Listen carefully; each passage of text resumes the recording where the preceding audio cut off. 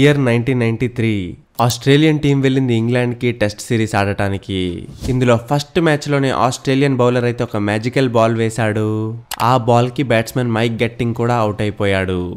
ఆ బాల్ నైతే ఏకంగా బాల్ ఆఫ్ ద సెంచరీ చేసేశారు. ఆ బౌలర్ ఎవరో కాదు, లెగ్ స్పిన్నర్ షేన్ వార్డ్. ప్రపంచంలోనే నెంబర్ 1 స్పిన్నర్. తిను అన్అసిస్టెడ్ పిచ్చెస్ లో కూడా బాల్ ని స్పిన్ చేసేవాడు. తిను మొత్తం టెస్ట్ లో 708 వికెట్స్ అయితే తీశాడు. ఇలానే మన ఇండియాకి చెందిన బౌలర్ కూడా ఒకరున్నారు. తిను 18 ఇయర్స్ వరకు బ్యాట్స్మెన్స్ ని చాలా ఇబ్బంది పెట్టాడు. తను వేసే బాల్ ని ఆడటం ఆల్మోస్ట్ ఇంపాసిబుల్. ఇతని పేరు అనిల్ కుంబ్లే. 619 test wickets.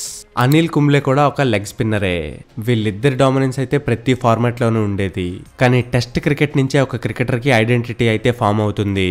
ఇంకా ఈ ఇద్దరు లెగ్ స్పిన్నర్లు దానికి పర్ఫెక్ట్ ఎగ్జాంపుల్. లెగ్ స్పిన్నర్ ని ఎప్పుడు కూడా గేమ్ చేంజర్ లానే చూస్తారు. బాల్ తన చేతిలో ఉందంటే ఇంకా ఆల్మోస్ట్ వికెట్ వచ్చేస్తుందనే అర్థం. నిజానికి లెగ్ స్పిన్నర్సే టీమ్ కి ప్రాణం లాంటోళ్ళు. అప్పట్లో ప్రతి టీంలో కూడా ఒక లెగ్ స్పిన్నర్ ఉండేవాడు. తను వచ్చి గేమ్ ని తిరిగేసేసేవాడు. కానీ మెల్లమెల్లగా టెస్ట్ క్రికెట్ నుంచి లెగ్ స్పిన్నర్స్ అయితే సపరేట్ అయిపోయారు. మీరు ఈ రోజు చూడండి, ఏ లెగ్ స్పిన్నర్ కూడా టెస్ట్ క్రికెట్ ఆడనే ఆడడు. అలానే టెస్ట్ ఫార్మాట్ యొక్క క్రేజ్ కూడా తగ్గిపోయింది. ఇప్పుడు క్వశ్చన్ ఏంటంటే, అసలు లెగ్ స్పిన్నర్స్ టెస్ట్ క్రికెట్ ఎందుకు ఆడట్లేదు? ఈ క్వశ్చన్ ని సీరియస్ గా ఎవరు ఎందుకు తీసుకోరు అంటే దీనికి ఆన్సర్ ఇంకా పెండింగ్. కానీ రండి ఫ్రెండ్స్, మనం ఈ వీడియోలో ఈ క్వశ్చన్ కి ఆన్సర్ ఫైండ్ అవుట్ చేయడానికి ట్రై చేద్దాం. దీనికైతే చాలా రీజన్స్ ఉన్నాయి. ఒక లెగ్ స్పిన్నర్ టెస్ట్ క్రికెట్ ఎందుకు ఆడడు అని మనమైతే 1 by 1 వీటిని డిస్కస్ చేద్దాం. ముందు లెగ్ స్పిన్నర్స్ చాలా స్ట్రాంగ్ గా ఉండేవారు, ఫిజికల్లీ ఇంకా మెంటల్లీ కూడా. వాళ్ళు 25 to 30 ఓవర్స్ ఒక్క రోజులోనే వేసేవారు. అలానే 5కు 5 రోజులు చాలా జోష్ఫుల్ గా ఆడేవారు. కానీ ఈ రోజు స్పిన్నర్స్ డొమెస్టిక్ లెవెల్లో కూడా అంతగా రెడ్ బాల్ ఆడట్లేదు. ఇంకా ఎక్కువలో ఎక్కువ ఒక 10 to 15 ఓవర్స్ అయితే బౌలింగ్ చేస్తారు. ఇంకా ఇన్ని ఫెసిలిటీస్ ఉన్న తర్వాత కూడా ఫ్రీక్వెంట్ గా ఇంజూర్ అవుతూ ఉంటారు. ఇందుకే ఈ రోజున మనకి గేమ్ టర్న్ చేసే స్పిన్ బౌలర్స్ అయితే కనిపించట్లేదు.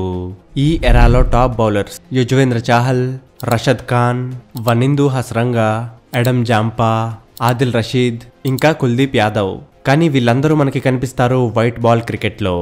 నెక్స్ట్ రీజన్ పిచ్ యొక్క మూడ్. ఇదైతే కొంచెం ఆలోచించాల్సిన విషయమే.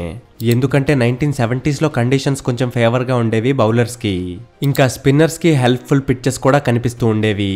కానీ షేన్ వార్న్ ఇంకా అనిల్ కుంబ్లే రిటైర్మెంట్ అయిపోయిన తర్వాత పిచ్చెస్ అయితే ఆల్మోస్ట్ అయిపోయాయి ఫ్లాట్, లేదంటే ఫాస్ట్ బౌలర్ ఫ్రెండ్లీ.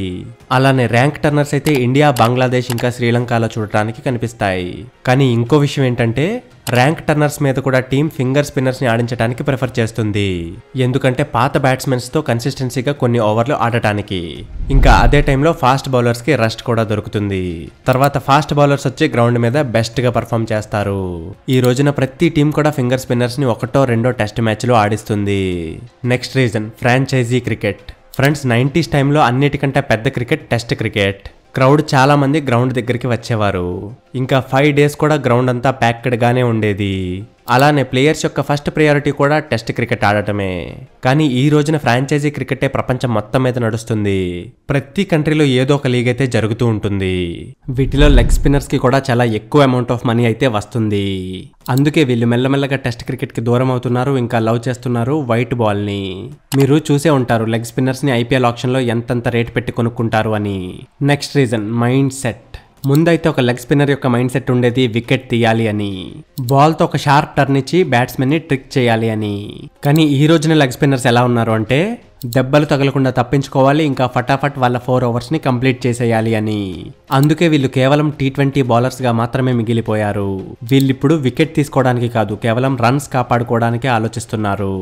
ఎప్పుడైతే వీళ్ళ మైండ్ సెట్ వికెట్ టేకింగ్ కి ఉండదో, అప్పుడు వీళ్ళ పర్ఫార్మెన్స్ కూడా అంతంత మాత్రమే ఉంటుంది.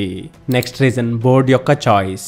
ఫ్రెండ్స్, ఇప్పటి వరకు మనం ఏమేం పాయింట్స్ డిస్కస్ చేసామో అవి పిచ్, ప్లేయర్ ఇంకా తన మైండ్ సెట్ కి రిలేటెడ్. కానీ ఇక్కడ క్వశ్చన్ ఏంటంటే, ఓన్లీ ఇవే రీజన్సా?